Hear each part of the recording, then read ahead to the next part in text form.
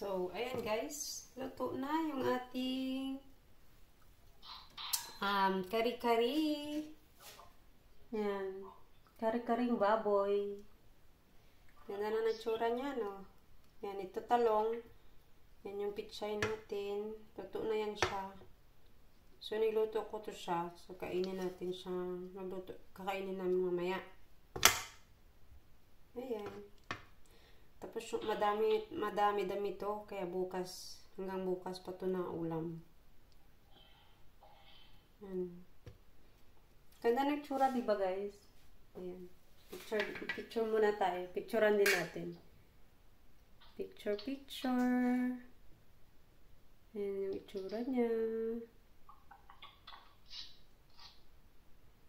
Kari-kari. Kari-karing bukid.